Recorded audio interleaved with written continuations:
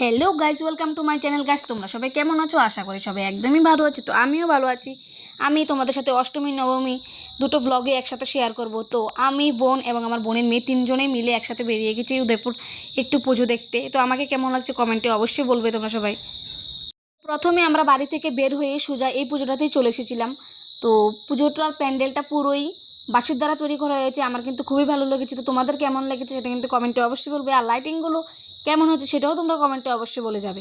আর বেশি ভিডিও আর photo click করতে পারিনি, কেননা আমরা যখনই পুজোটা দেখতে গিয়েছিলাম তখনই খুব জোরে বৃষ্টি নেমে গিয়েছিল, সেজন্য আর কোনো ফটো বা ভিডিও ক্লিক নেওয়া হয়নি। যতটুকু নিয়েছি সেতটুকুই তোমাদের সাথে শেয়ার করব।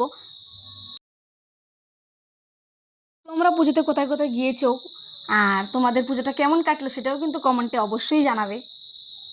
আর এত ভিড় ছিল না যে ভিডিও ক্লিক করবো বা ফটো তুলবো, মানে সেটার কোনো উপায়ই নেই, বিশ্বাস করো গাইস। আর আমি নবমীতে বের হতে পারিনি, কারণ আমার অষ্টমীতে ঘুরে খুব টায়ার্ড লাগছিল শরীরটা, সেজন্য নবমীতে আমি বের হয়েছি। শুধু আমাদের এখানেই গ্রামে একটা পুজোতেই বের হয়েছি, সেটা দেখে আমি চলে এসেছি ভাইয়ের সাথে আবার বাড়িতে, কারণ আমার শরীরটা খুব টায়ার্ড লাগছিল। তো তোমরা নবমীতে কোথায় গিয়েছো সেটা কিন্তু কমেন্টে অবশ্যই বলে যাবে।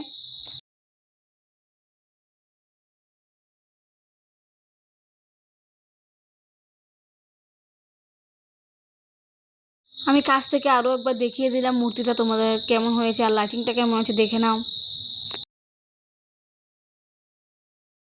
তো তারপর চলে আসলাম এই পুজোটা দেখতে। তো তোমাদেরকে বলতে ভুলেই গেছি গাইস, সরি। তো তোমরা তো দেখেছিলে প্রথম আমি, আমার দিদির মেয়ে এবং দিদি একসাথে বেরিয়েছিলাম, তারপরেই চলে আসলো আমার ভাইয়েরা। তো আমি ওদেরকে বলছি আমি যাই, তোরা ভিডিওটা কন্টিনিউ করে দিবি আর সুন্দর করে করে দিবি। আমি যাই আগে আগে গিয়ে মায়ের মুখটা দর্শন করি।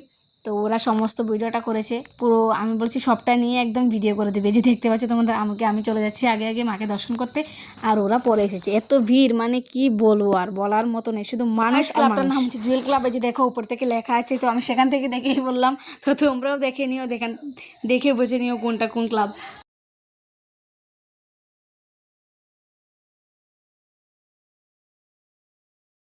দেখো অনেক কিছু উঠেছে, বাচ্চাদের খেলনা থেকে শুরু করে। তো দেন আমরা সবাই তারপর একটু খাওয়া দাওয়া করেছিলাম, খাওয়া দাওয়া করে আবার বের হয়ে গেছিলাম পুজো দেখতে। তো তারপরে সবচেয়ে বড় পুজো উদয়পুরের, মানে টপ পুজোর মধ্যেই পড়ে একটা পুজো, সবথেকে বেস্ট পুজো, আমার দেখা সবথেকে বেস্ট পুজো ইউথ ক্লাবের আমরা চলে এসেছি। দেখো পুরো প্যান্ডেলটাই কিন্তু কাচের প্যান্ডেল, আর ভিতরেও কিন্তু অসম্ভব সুন্দর। তোমরা সামনে থেকে দেখলে আরও মানে বুঝতে পারবে ঠিক কতটা সুন্দর হয়েছে প্যান্ডেলটা। সবটা কিন্তু কাচের মাধ্যমে তৈরি হয়েছে। ইউথ ক্লাবের প্যান্ডেলের ভিতরটা নিচে কিন্তু টাইলস বসানো ছিল, খুবই সুন্দর হয়েছে এবং মানে আমার এত ভালো লেগেছে, মানে কি বলার মতো আর কোনো ভাষা নেই। তারপর তোমরা যে পুজোটা দেখতে পাবে সেটা হচ্ছে বেলতলি চমনি, আমাদের এখানকার পুজো। তো আমি পরের দিনকেই চলে এসেছিলাম সকালবেলা বাড়িতে, দিদির বাড়ি থেকে। তো এসে আমি এই পুজোটা ঘুরতে বেরিয়েছিলাম আমাদের এখানকার। এই একটা পুজো ঘুরে আমি বাড়িতে চলে এসেছি।